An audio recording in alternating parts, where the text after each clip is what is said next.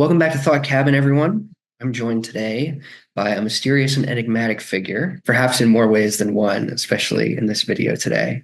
This is our first and hopefully not the last niche internet micro celebrity to grace us on the channel today, and also an online friend of mine. Everyone, please welcome Taftaj to the channel. Taf, thank you very much for joining me. Thank you. I'm happy to be talking to you, as always. It's always a pleasure. You are one of the most interesting people I know, and so I'm happy to really dig into that today.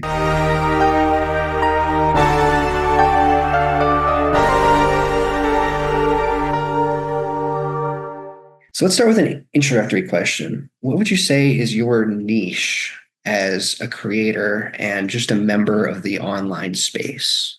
I feel like I've always struggled with understanding exactly why people follow me. I mean, initially it was obvious. People just found me attractive and I posted sexy pictures online. Right.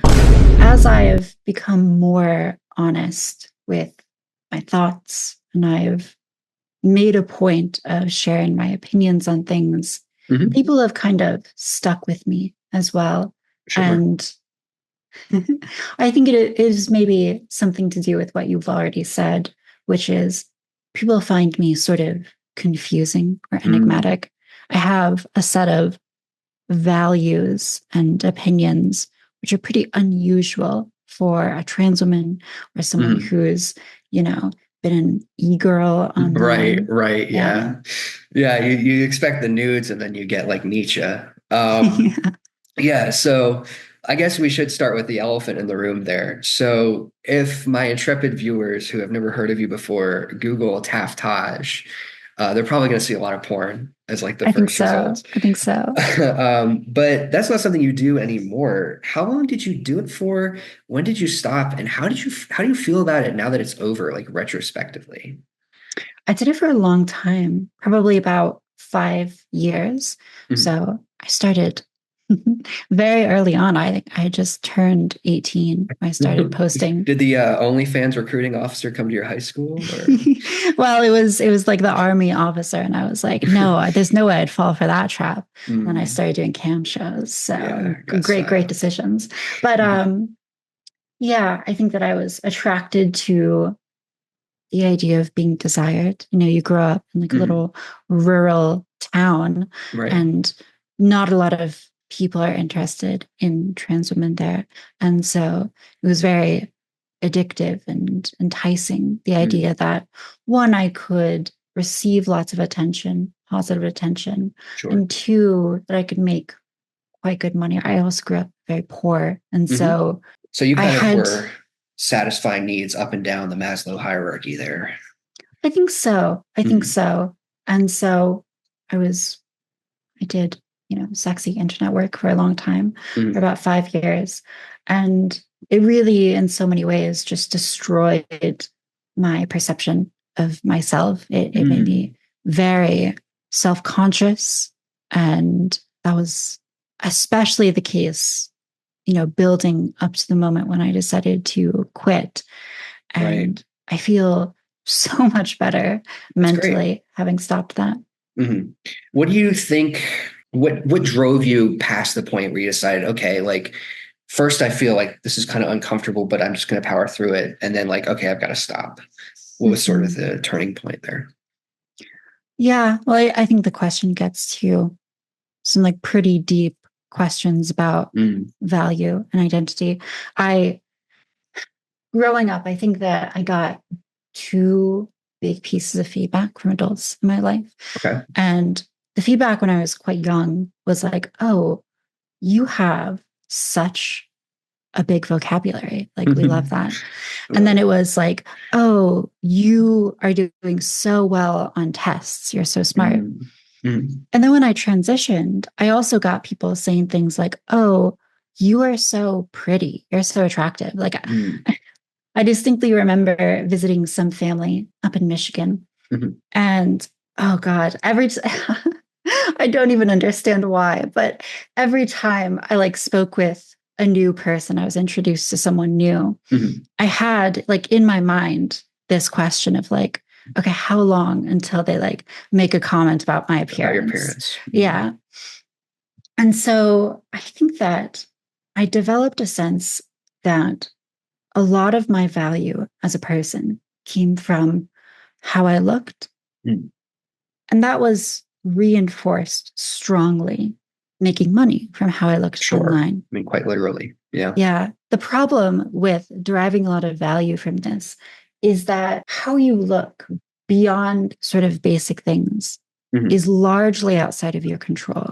Yes. And really speaks to very few personal virtues or qualities that can be built upon. You sort of I had this feeling that I would just eventually age out of posting sexy content on the internet. And many people do.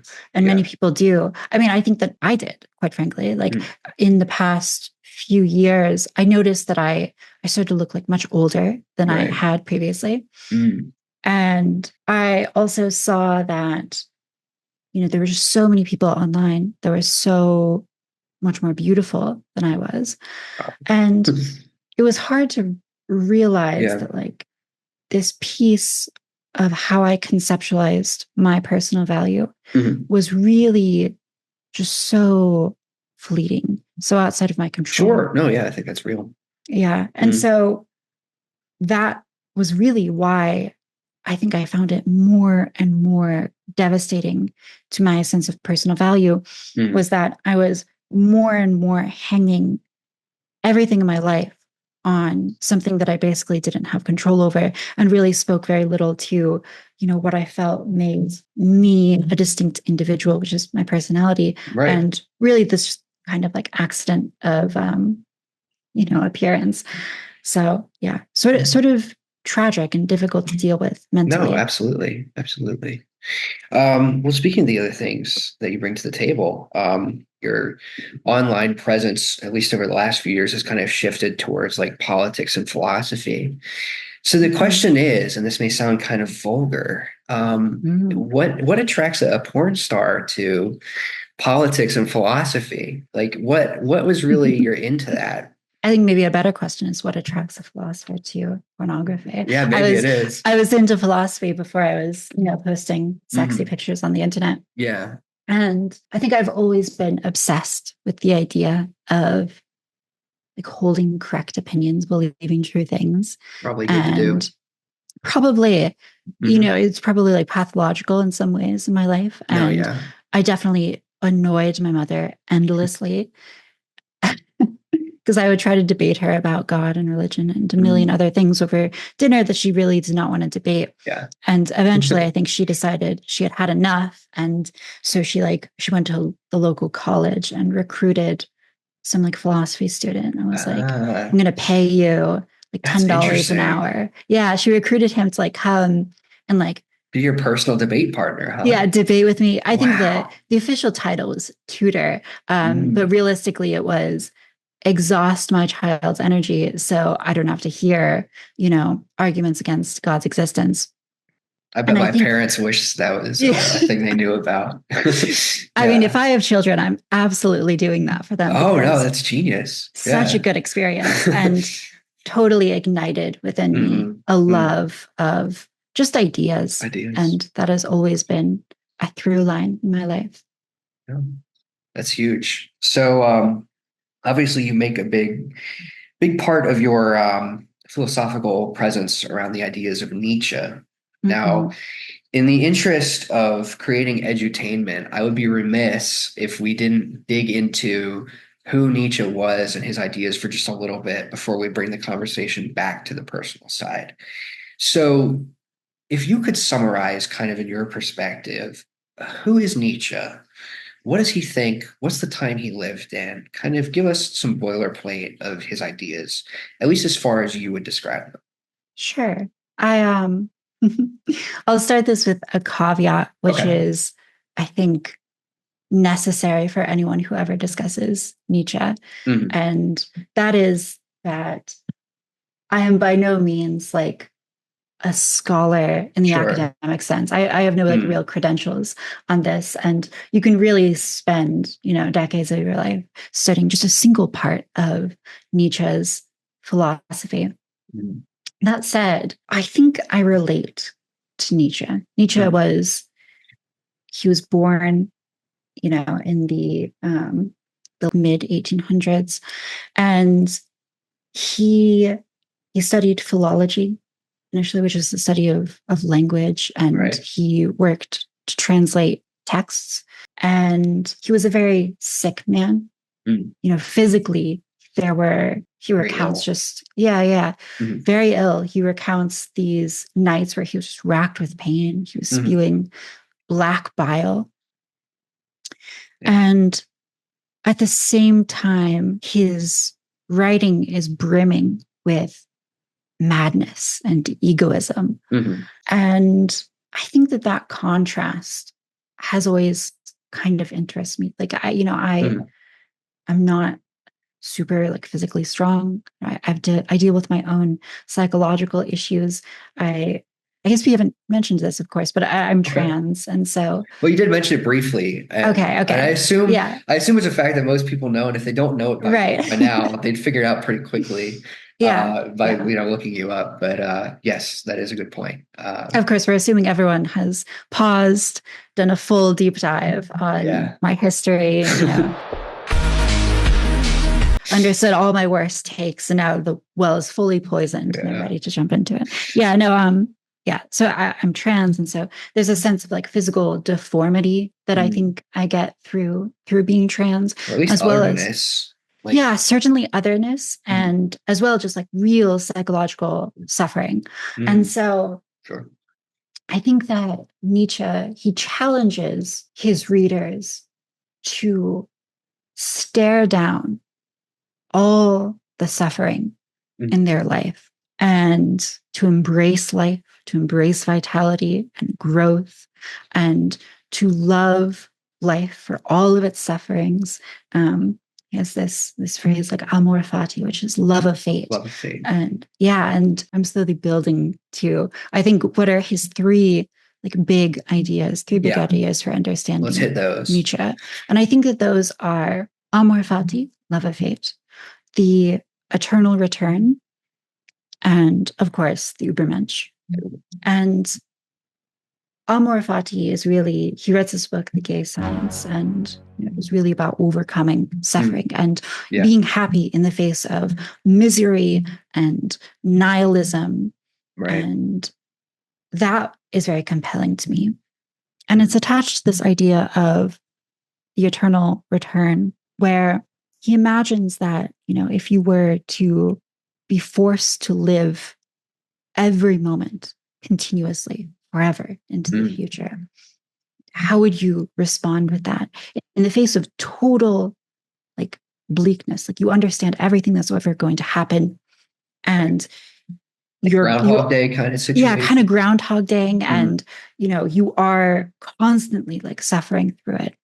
How do you respond to that? Do you love how things are, how they are destined to be, or do you reject them? And there's some debate about whether or not Nietzsche actually believed in the eternal return, if he actually thought this was happening. Sorry, do you mean there's debate about if he maybe believed in some form of reincarnation, or?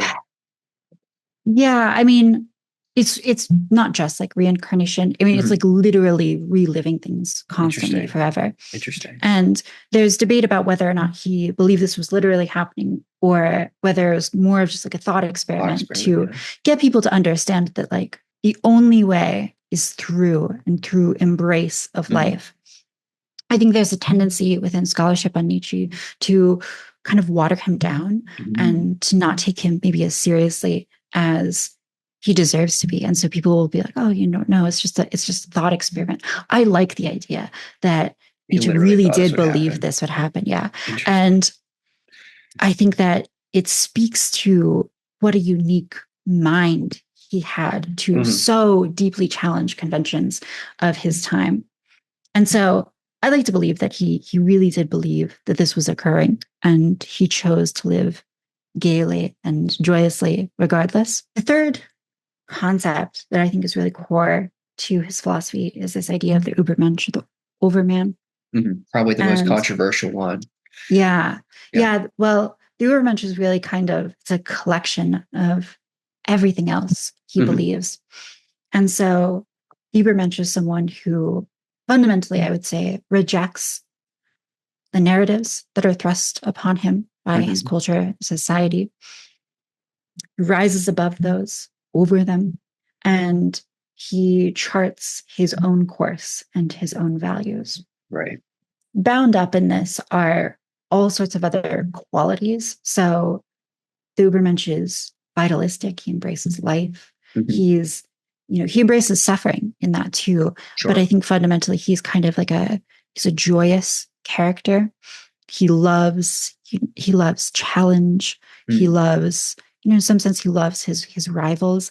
Nietzsche has many rivals. He famously is extremely antagonistic towards organized religion. He sees it as kind of like servile and sheep-like. He sees all these masses who are, following cult-like devotion to a set of beliefs that aren't even truly their own. And yet at the same time, Nietzsche has these great lines. He says, he's talking of Jesus, and he says, there was only ever one true Christian, and he died on the cross. And so when he writes the Antichrist, he's deeply critical of religion, but there's also the sense of respect, admiration for Jesus, and maybe identification with him. He sees himself as kind of a Jesus figure. And so, like Nietzsche, the Übermensch loves in some way his rivals. He is an embodiment in some ways of master morality, which is another idea that Nietzsche has, where master morality puts strength and dominance, confidence, authority as virtues. And he compares this to slave morality, which sort of puts equality or care as its virtues. And he thinks that in the transition historically between master morality and slave morality, the people who embodied master morality, they didn't exactly have a sense of good and evil. They had good and bad. And so you had the good, you had the strong, and then you had the bad. And bad is somewhat less, nasty of a word to label the people that you see opposing you.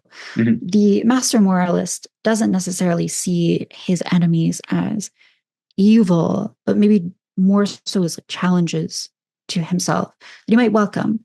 Yeah. And so because they make him stronger. Yeah, because they make him stronger. Exactly. In the same way that a predator doesn't necessarily hate his prey, but just has to eat. Yeah. And this changes, he thinks, with the development of slave morality and its ability to kind of spread through cultures. And within slave morality develops the sense of good and evil.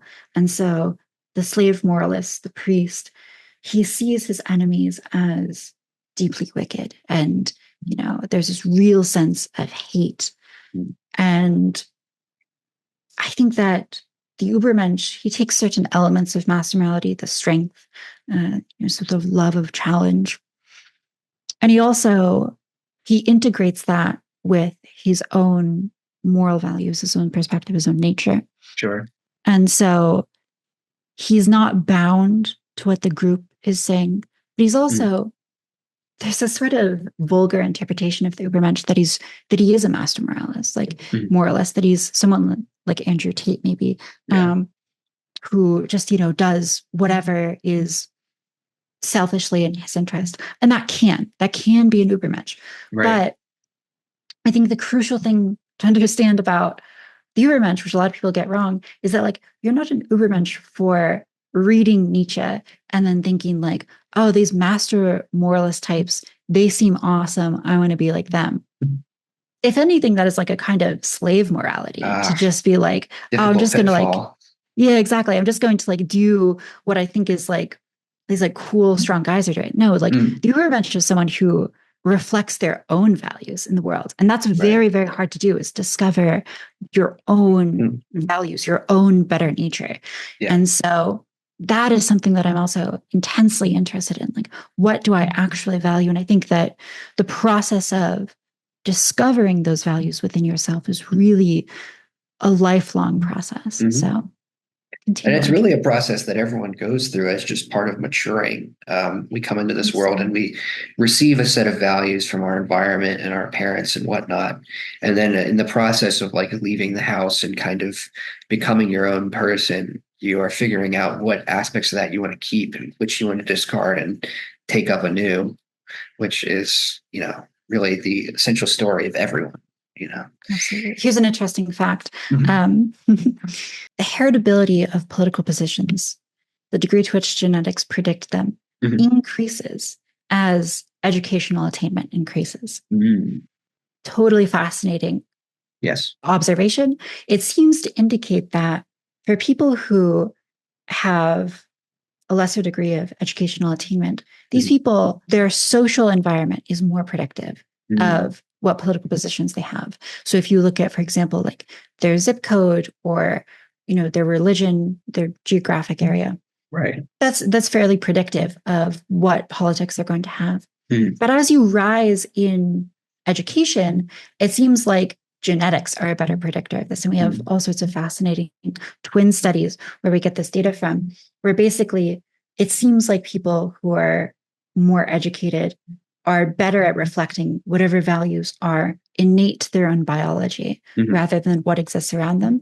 And that is kind of exactly what Nietzsche is getting at. Like you have to find what is innate to you rather than just reflecting what's around you. Is it fair to say then that like those people have like a stronger strength of will to kind of determine what goes on in their own environment rather than the other way around by dint either of the attainment of their education or by having traits that like also are positive for their ability to get education?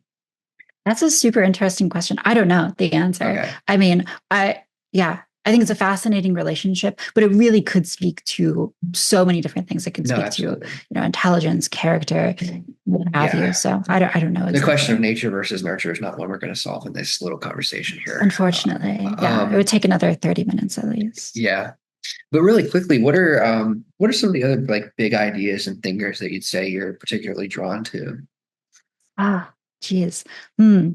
Early on, the first thinker that I ever really fell in love with was Robert Nozick. He Hmm. wrote Anarchy, State, and Utopia. It's this great, like, libertarian treatise. It's very liber And coded.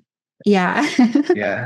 yeah, totally. And so I read that and I was pretty obsessed with Hmm. libertarian ideas. I read Peter Singer pretty on. I was a vegetarian for many years Hmm. because I was convinced by his animal welfare arguments. Peter Singer, remind me, is he like the effective altruism guy? Mm, Or is he the dude who's like if you have the ability to like give to charity or like give your time, yeah, then you yeah, have to. Okay, yeah. I remember yeah, we covered him in an ethics class in my university. yeah. I thought that his ideas like sounded compelling superficially, and I was like, I don't know. There's other things going on. But in any case, yeah, continue. No, I mean, absolutely. Yeah. Peter Singer writes all of these super, super influential papers about like Mhm. what to do with your time and your money. And Yeah.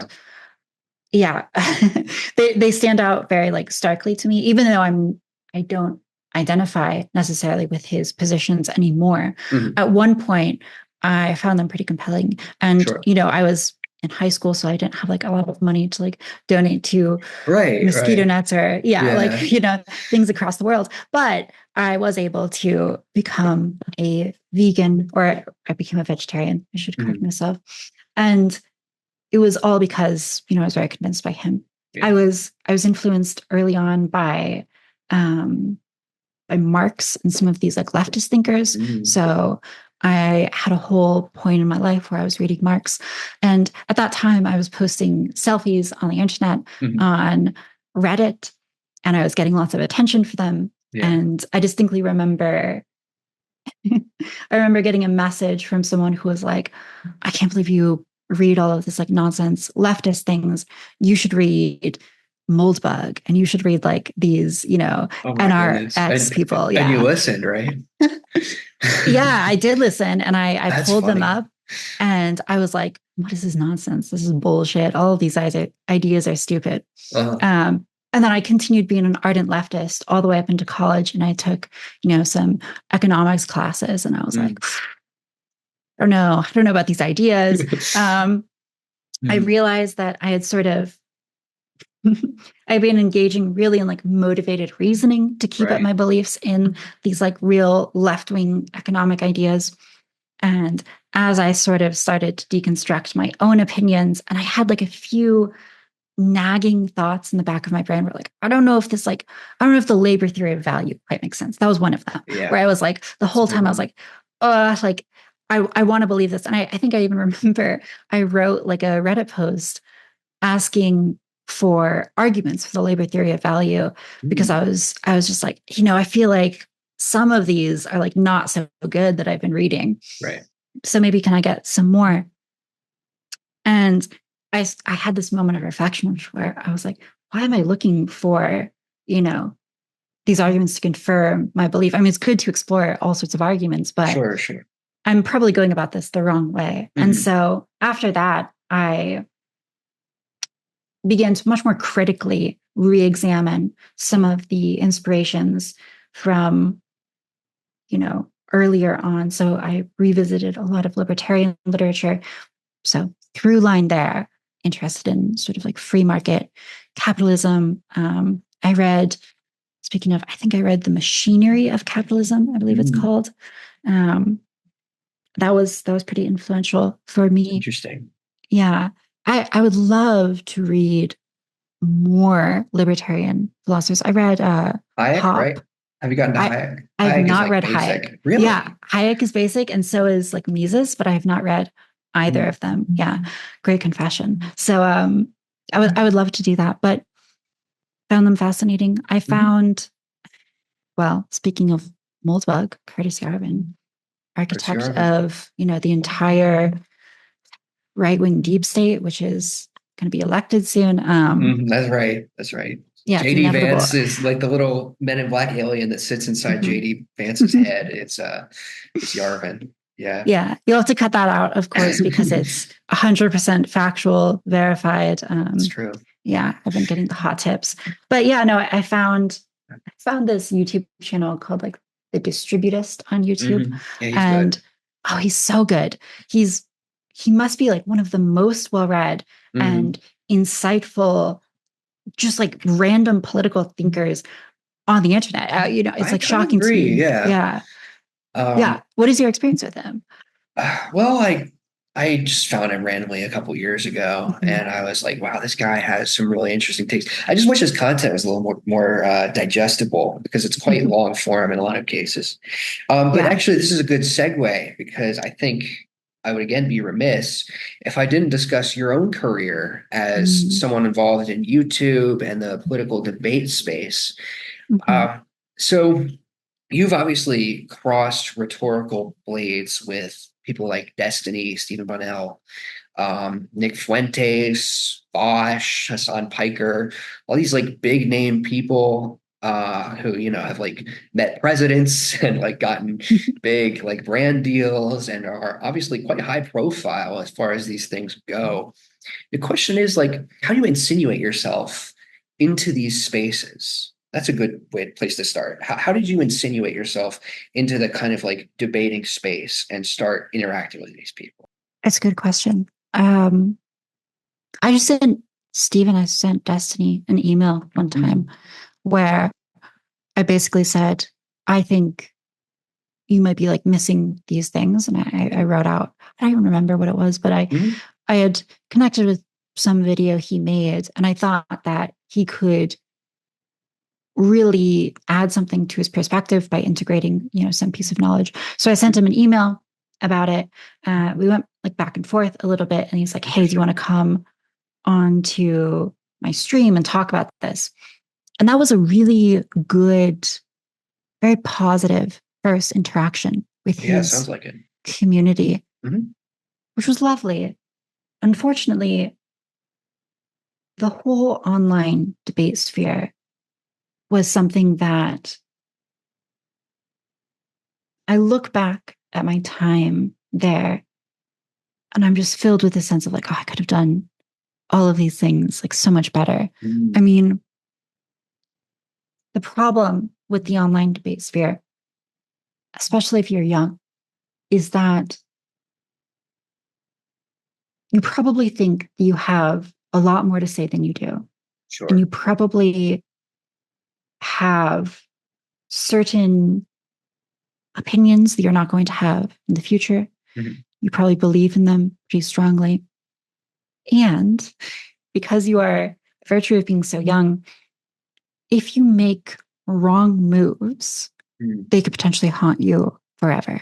Yes, the digital footprint. Yeah. So I think the whole time I had this real sense that there's a sword of Damocles like hanging above my head. Mm. And any second it could snap. And so I have that ahead of me on one end. On the other end, in order to continue to get invited to these sorts of things, you sort of have to be willing to take positions Mhm. which are topical, interesting, a little bit controversial. Controversial, certainly. And so I did hippy dippy for a long time. And I think I got reinvited so many times. And that felt very nice. One of the reasons I got reinvited, so I think I understood sort of the premise of the show. Mhm. Dylan Burns, he's a big fan of professional wrestling. And that's always been like a motif in Okay. hippy dippy. Like they've awarded like professional wrestling belts to like, big dippy winners. Mhm. And I think I understood Did you get a that. belt?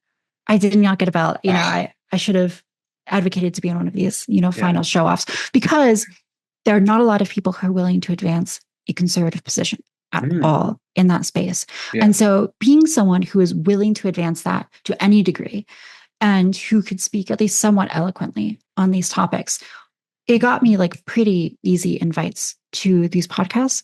Mhm. But it also meant that I oftentimes had to exaggerate my position a little bit. I mean, I Right. knew that I had to take a certain position to get on the show. Mhm. And it always feels a little bit antithetical to actually like pursuing truth or, Right.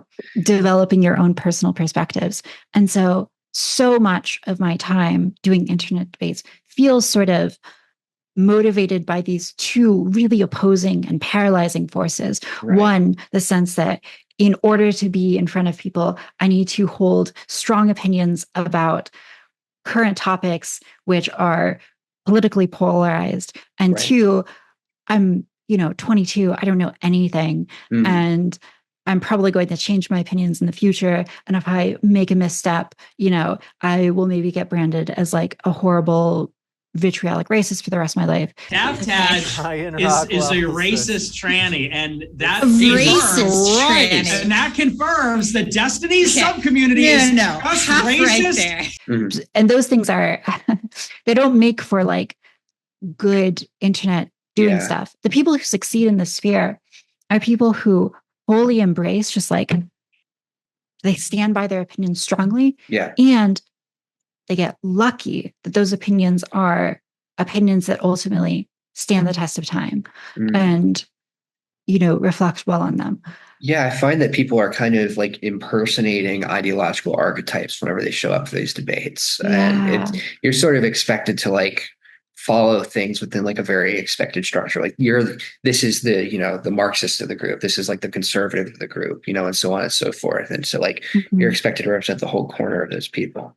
So it sounds like a difficult position to be in. But I do wonder, did you form any interpersonal relationships that were particularly valuable that have persisted since you've kind of retired from that space? I think I was always friendly with people. I mean, Mhm. there's still people that I will occasionally message on Twitter. I think, unfortunately, I'm sort of a loner, I guess. Oh. This is both good and bad Mhm. in the sense that I tend not to get involved in interpersonal drama. I Yeah. mean, to my knowledge, this might be like horribly autistic of me to say, I don't think I've ever been involved in interpersonal drama. No, I was thinking that. I'm like struggling to think of any particular controversy that you've been mixed up in. Yeah. I don't really think there was anything tremendously, like nothing that stuck around in any case. Right. I mean, I've certainly like people are mad at me occasionally for like bad takes that I've had in the past. Whatever, but we're human. Yeah. Yeah, exactly. But even like, so like Vosh, like disagree with him He's terribly mad at in so many everyone. ways. Yeah. Yeah. But like, I have had like very sweet interactions with him. That's good. through Twitter DMs. I've like hung out with him in person. Yeah. And I think that has sort of been the pattern where I interact with people. I have, very positive interactions. Maybe they go on and they hate me after that, or I don't exactly know. I don't necessarily follow up on these things, but from my perspective, I feel quite positively about everyone that I've interacted with. And so I feel like I can sort of jump into those things and just be like, oh, like, not so erudite. Like, she's lovely. Like, she's great. Only had good interactions with her. Lauren Southern, when I was like going through a really dysphoric, like depressive episode, she sent me like an incredibly thoughtful message about her own experience. And I feel like both of these people, I just feel like there's no like drama between me and them. And this has generally been my experience. So, yeah. It's heartening to hear. I'm kind of partial to Lauren Southern, so I'm glad to hear she's not like some evil person behind the scenes. So real quick, what have you been up to kind of since you've sort of receded from the public eye over the last several months? And what do you think is up next in your future? Are you planning on making a big return, perhaps with maybe Brianna Wu or some others? Great question, Mr. Daniel Walker. I have been touching so much grass since sort of separating myself from the internet. I think for about a year, I totally banned all political content on my YouTube. And now I'm looking to return, and I'm doing a podcast with Brianna Wu, Kelly Cadigan, and Skylar Bogart. We're talking about trans issues and culture. And I think we're really excited for it. Kelly Cadigan is in the mix. That's going to be very, very interesting. It's going to be quite interesting. Yeah.